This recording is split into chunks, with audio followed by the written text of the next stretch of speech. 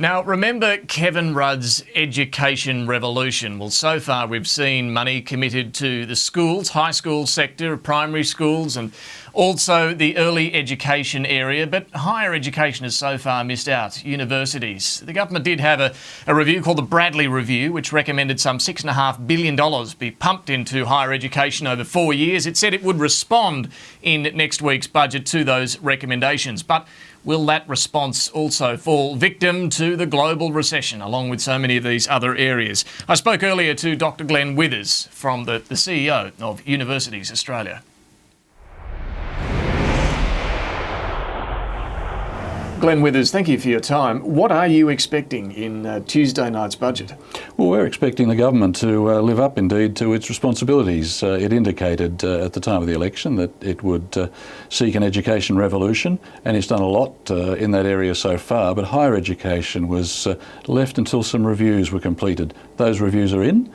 And we would like to see those reviews now implemented. Well, the Bradley Review recommended $6.5 billion over 4 years for an increase for universities. Is that what you realistically still expect, though? Indeed, we would. We don't think the global financial crisis has changed that for very good reason. That is, the Bradley recommendations are for good times and bad. They're to get the structure right for higher education in Australia, alongside some recommendations from the Cutler Review of Innovation that affects our research functions.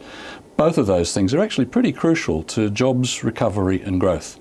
Where else are we going to get the skills, the innovation, and dare I say it these days, the exports that we need in tough times? Well, you've indeed commissioned some research on how much bang for your buck you get from putting money into universities, into higher education, and that did show that I think a significant increase in GDP for a fairly modest investment in higher education. Yeah, that sort of Bradley investment, which is what we checked in this modelling that KPMG did for us, shows that a small sector like higher education, which is about 1.6% of GDP, could in the longer haul leverage up GDP by about 6 or 5% as a very conservative lower bound.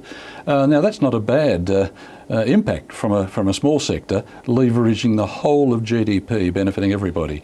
And that's because of the way in which graduates are crucially important in our professions, in our management, the way our research is crucial for innovation. And so the payoff is high. Another way of putting it in financial terms is they estimated for us about a 14 to 15% internal rate of return. Now, the threshold that the Department of Finance sets for good government projects is, say, 5 to 7%. So you're getting double the normal desired rate of return from a good project, and there's plenty of projects that don't even make that threshold. The government's rhetoric this week is all about this being a very tough budget, prepare for harsh measures. Is that what it's telling your sector as well? Well, it is saying to our sector that these are tough times and there's hard choices being made.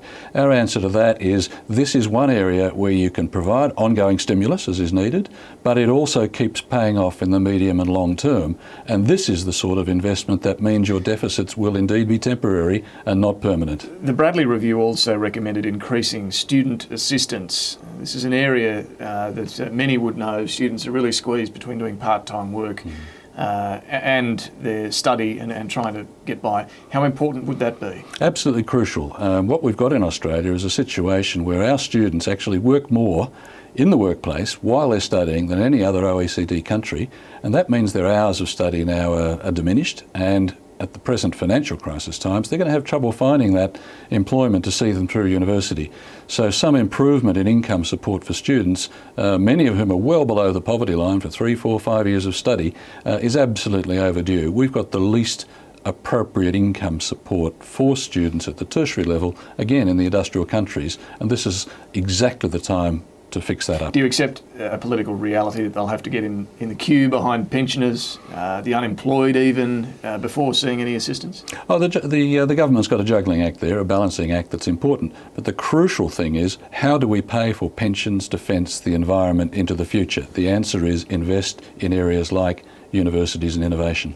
There's some debate, as you know, about whether Australia should set as a goal getting 1 or 2 universities in the top 50 in the world, even in the top 10 in the world. Do you think that is a goal the government should be embracing, or should it be focusing on improving the standard of all universities? Well, what we should be having as a goal is the best tertiary system in the world. That's TAFE and other vet providers and universities.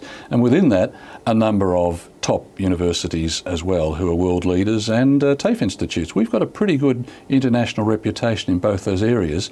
We're in danger of it slipping.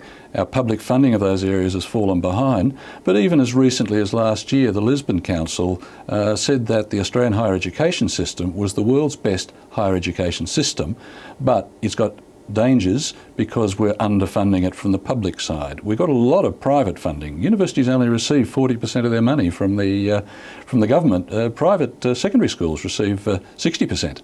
So our universities have slipped behind. Labor said that in the run-up to the election. The reviews said that. We can bring that into balance, and that balance will give us, still into the future, the world's best system, which will serve Australia well. It'll give everyone confidence in our future too, because what we need right now is some sense of where the future is going.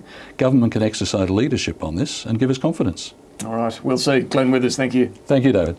Twitter is enhancing the way we share ideas and information and bringing you up-to-the-minute news and views. Sky News is part of the global conversation. To share your opinion about the stories making headlines and for news as it breaks, go to twitter.com/Sky News AUST.